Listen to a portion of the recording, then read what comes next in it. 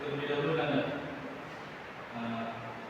Trio, Ibnu, Amanda, Suci, Kopi, ada semua ya?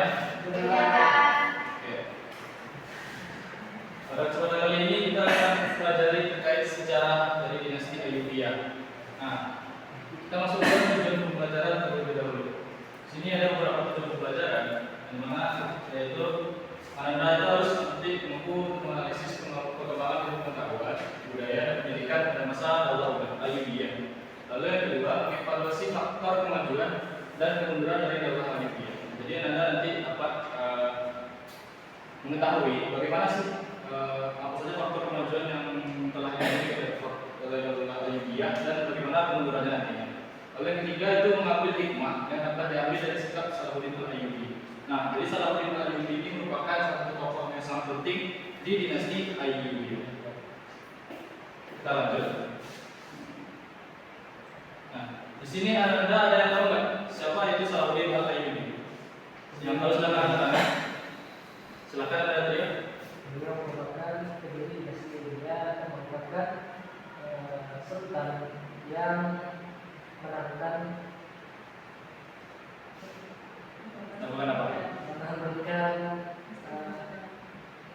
masa Syarifah.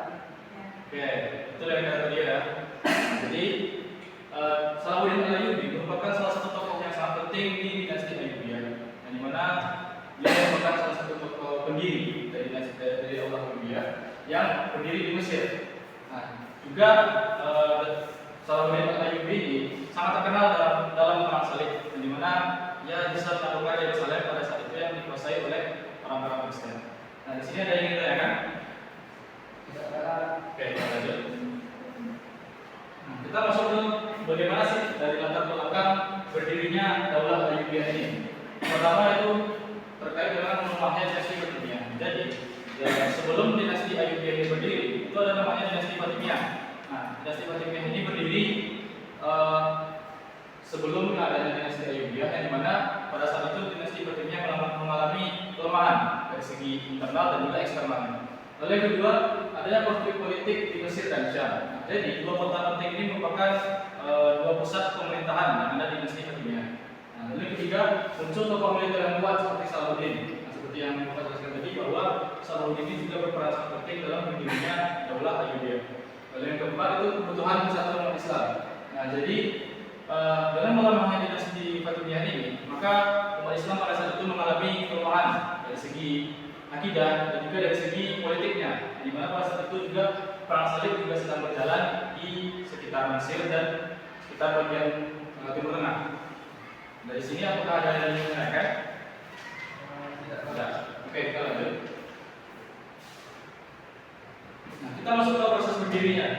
Jadi Salahuddin ini dulu merupakan seorang gubernur di suatu daerah yang bernama Damaskus. Nah, jadi Salahuddin Al-Ayyubi ini merupakan gubernur yang diwakili oleh Nuruddin Zaki untuk menguasai Mesir. Nah, jadi setelah melemahnya dinasti Fatimiyah, Salahuddin ini ingin mempersatukan Islam kembali melalui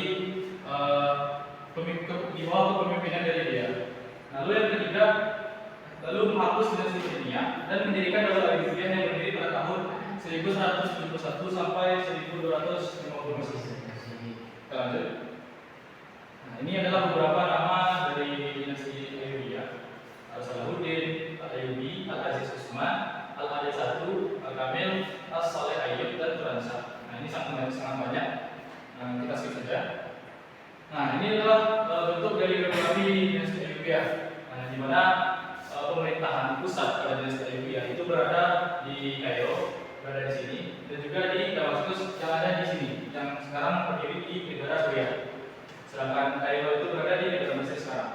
Nah, jadi geografinya itu membentang dari wilayah sebagian Irak menuju ke sebagian Yaman. Nah, jadi Salahuddin juga menguasai beberapa wilayah di Afrika Utara, seperti ada sebagian wilayah dari Libya dan juga dari Aljazair. Sini ada yang ingin tanyakan? Ya, kita lanjut. Nah, ini ada beberapa kemajuan yang telah dilakukan oleh dinasti Ayyubiyah pada bidang militer dan politik. Yang pertama itu mengalahkan para salib. Nah, tentu dinasti Ayubida ini merupakan dinasti yang terkenal akan prestasinya dalam bidang politik dan militer, seperti mengalahkan para salib dan memenangkan pertempuran Hittite pada tahun 1187. Nah, jadi pertempuran Hittite ini merupakan pertempuran perang salib melawan pasukan Saladin Ayyubi dalam menaklukkan Yerusalem. Lalu pembentukan tentara profesional dan disiplin yang tinggi. Nah, jadi pada masa dinasti Ayyubiyah itu ada namanya bangsa Mamluk, di mana bangsa ini di bawah kepemimpinan oleh Ayyubiyah dibentuk hanya khusus untuk memperkuat militer mereka, dan ada pembangunan benteng pertahanan yang semua pada masa itu. Kita lanjut. Nah, ini ada juga beberapa kemajuan dari bidang ekonomi. Yang pertama itu tentunya berkembang dengan adanya sistem pertanian dengan produksi utama seperti kaca, tembikar dan permadani. Nah, pada saat itu tembikar dan permadani merupakan dua produksi yang sangat berharga pada saat itu, yang merupakan nilai yang berharga di dinasti Ayyubiyah yang bisa melakukan ekspor ke bangsa Eropa pada saat itu. Nah, lalu adanya hubungan dagang dengan Eropa. Jadi dengan adanya tembikar, kaca dan permadani ini memperkuat nilai perdagangan dari dinasti Ayyubiyah kepada bangsa Eropa. Lanjut. Nah, ada beberapa kemajuan nih dari bidang pendidikan. Yang pertama itu pendidikan madrasah di berbagai kota seperti Aleppo, Alexandria, dan Yerusalem. Jadi dinasti Ayyubiyah ini juga memajukan beberapa pendidikan pada masa mereka, lalu juga mengembangkan ajaran Sunni. Nah, di mana pada saat itu dinasti Fatimiyah itu meninggalkan ajaran seperti adanya aliran Syiah Ismailiyah. Nah, jadi Salahuddin ini ingin mengubah aliran tersebut menjadi ajaran Sunni kembali yang berfokus pada 4 imam mazhab yang besar. Lalu menyediakan madrasah khusus untuk madrasah besar. Setelah Bapak jelaskan tadi bahwa Salahuddin ini juga berambisi untuk mengembalikan ajaran Sunni tadi. Kita lanjut. Ada beberapa kemajuan nih dari bidang arsitektur seperti adanya kaligrafi, tekstil dan keramik yang disusun di beberapa masjid yang ada di Mesir dan juga di Damaskus. Lalu juga ada salah satu bentuknya seperti Masjid Agung Aleppo yang seperti gambar seperti ini.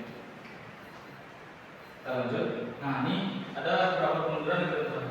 Sebelumnya apakah ada dari kita kan terkait kemajuan? Tidak. Oke, kita lanjut ke kemunduran yang berikutnya. Yang pertama adanya perebutan kekuasaan. Nah, jadi setelah melemahnya bangsa dinasti Ayyubiyah ini, terjadi beberapa pertempuran dalam perebutan kekuasaan, seperti dengan adanya bangsa Mamluk ingin menguasai dinasti Ayyubiyah dan beberapa tekanan dari Islam.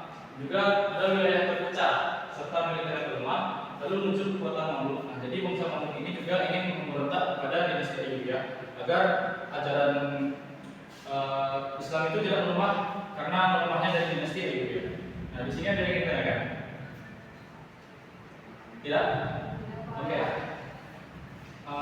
Ini adalah beberapa bentuk dari peninggalan dinasti Ayyubiyah seperti yang kita lihat di sini. Ada menara Masjid Agung Benteng Aleppo. Lalu ada koin yang digunakan pada masa dinasti Ayyubiyah pada saat itu. Dan juga ada satu contoh tembikar Ayyubiyah yang berasal dari Mesir. Nah, ini merupakan barang-barang peninggalan dari dinasti Ayyubiyah. Sebelum kita masuk ke kesimpulan, Bapak ingin membentuk Ananda menjadi beberapa kelompok. Menjadi 2 kelompok. Yang kelompok pertama Ananda Trio dengan Ananda Ibnu. Lalu kelompok kedua ada Amel, Suci dan Kopi. Silakan Anda bentuk kelompoknya. Jadi Bapak ingin memberikan ke KPD untuk masing-masing kelompok. Jadi Anda silakan nanti jawab ke KPD-nya dan presentasikan di depan kelas setelah kita semua.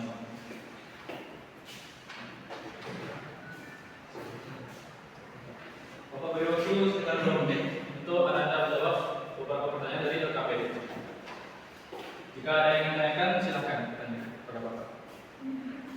Kalau kelompok 1 paham? Paham. Oke. Kelompok 2 apakah paham? Paham. Maka ada yang sudah siap? Saudara. Sudah, Pak. Sudah.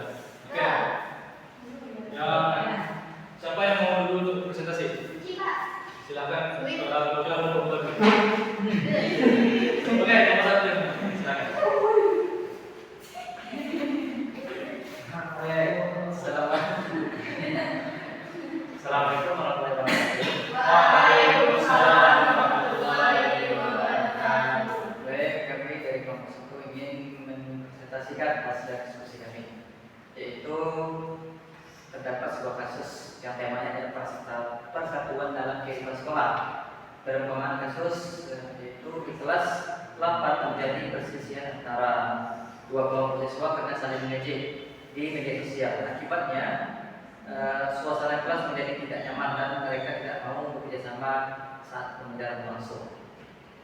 Pertanyaan pertama, apa penyebab utama konflik pada kasus tersebut? Yaitu saling mengejek media sosial dan menimbulkan kesalahpahaman dan akhirnya mereka tersinggung. Kemudian yang kedua, apa dampak negatif dari konflik tersebut bagi kelas? Yaitu suasana kelas menjadi tidak nyaman, sulit bekerja sama, kemudian menimbulkan permusuhan antar teman. Kemudian bagaimana cara menyelesaikan kasus tersebut? Yaitu dengan meminta maaf, berdiskusi dengan baik, tidak menjadi komitmen lagi, serta mengutamakan persatuan dan kerjasama. Kemudian apa sikap Salahuddin Al-Ayyubi yang dapat diterapkan dalam kasus tersebut? Di antaranya adalah bijaksana. Kemudian mengutamakan perdamaian, tidak membalas keburukan dan menjaga persatuan. Kemudian kesimpulan dari kami adalah bahwa persatuan sangat penting untuk suasana kelas yang nyaman, damai dan tenang. Sekian dari kami. Assalamualaikum warahmatullahi wabarakatuh. Waalaikumsalam. Mari kita berikan aplaus kepada program yang bersatu. Jadi kita perhatikan kembali ya bahwa kasus yang dialami oleh nomor 1 ini merupakan kasus saling mengejek di media sosial. Nah, akibatnya suasana kelas itu menjadi tidak nyaman dan mereka itu tidak mau bekerja sama ketika saat pembelajaran berlangsung. Nah, jadi pada kasus ini tentu dapat memiliki beberapa dampak negatif ketika beberapa orang tersebut di dalam kelas. Nah, jadi kita dapat mengambil kesimpulan bahwa ketika dalam suatu permasalahan maka kita harus menyelesaikannya dengan baik-baik dan dengan kepala dingin tanpa memperhatikan ego masing-masing, sehingga kita dapat saling memaafkan dan saling terbuka ketika ada masalah dengan orang tersebut. Oke, selanjutnya pada pelajaran kelompok 2 untuk presentasi. Baik, assalamualaikum warahmatullahi wabarakatuh. Waalaikumsalam warahmatullahi wabarakatuh. Izin Bapak dan teman-teman, kami kelompok 2 akan mempresentasikan hasil diskusi kami, yang mana temanya sikap bijaksana dan saling memaafkan. Kasusnya, seorang siswa merasa tersinggung karena diejek temannya saat presentasi di depan kelas. Ia kemudian membalas ejekan tersebut hingga terjadi pertengkaran. Nah, pertanyaannya, mengapa pertengkaran bisa terjadi? Karena adanya ejekan yang membuat seseorang tersinggung lalu membalas dengan emosi.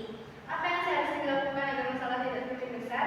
Menahan emosi, berbicara baik-baik, tidak membalas ejekan, dan meminta maafkan dulu. Mengapa sikap saling memaafkan itu penting? Karena dapat mencegah permusuhan dan menciptakan kedamaian. Bagaimana sikap bijaksana Salahuddin Al-Ayyubi dapat diterapkan dengan tidak mudah marah, menghargai orang lain, dan menyelesaikan masalah secara damai. Lalu pelajaran apa yang dapat diambil? Kita harus menjaga ucapan dan tidak mudah terpancing emosi. Sekian Bapak dan teman-teman. Assalamualaikum warahmatullahi wabarakatuh. Waalaikumsalam. Mari kita berikan aplaus kepada Allah. Jadi betul yang saya katakan oleh anak siswi tadi bahwa pada kasusnya itu seorang siswa itu mengalami tersinggung ketika dia ada temannya saat presentasi di kelas. Nah, jadi dia kemudian membalas ejekan tersebut hingga terjadi pertengkaran. Nah, jadi kita sebagai seorang muslim itu tentu diajarkan bahwasanya kita harus selalu bersikap sabar dan juga bagaimana tadi dengan ejekan yang telah diterima itu dapat menjadi suatu motivasi kepada kita untuk lebih baik ke depannya. Dan juga sebagai seorang muslim kita tidak boleh untuk mengejek apalagi sesama muslim kita. Nah, jadi agar tidak bisa terjadi pertengkaran ke depannya.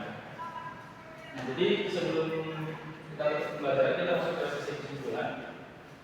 Di sini apakah ada anda yang bisa menyimpulkan pembelajaran kita pada hari ini? Silakan ada. Pak, kami sebutkan bahwa kelas Amerika yang dimulai Salahuddin Al-Ayyubi itu merupakan contoh sangat penting dalam sejarah Islam, Pak, karena kepemimpinan yang kuat, adil, dan juga penuh kebijaksanaan dalam agama menghadapi konflik seperti dalam masyarakat yang Pak. Terima kasih Nanda Wafi. Nah, jadi betul yang disampaikan oleh Nanda Wafi ya, bahwasanya dalam hikmah yang kita ambil dari Nasir ini tentunya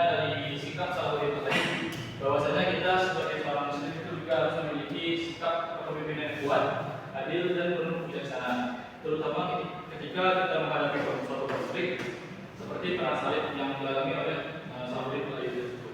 Jadi dalam kehidupan sehari-hari kita harus menerapkan bagaimana sih cara seorang pemimpin itu bukan hanya terletak pada dia memimpin atau dalam suatu kekuasaan, akan tetapi bagaimana kita harus memiliki cara untuk mengendalikan diri dan bagaimana cara kita memaafkan serta bagaimana cara kita untuk menjaga persatuan dari umat. Nah, di sini apakah ada dari kita kan? Mungkin untuk pembelajaran kita pada hari ini cukup sampai di sini. Jadi Bapak, jika ada salah kata mohon dimaafkan. Wabillahi taufiq. Sebelum kita tutup pelajaran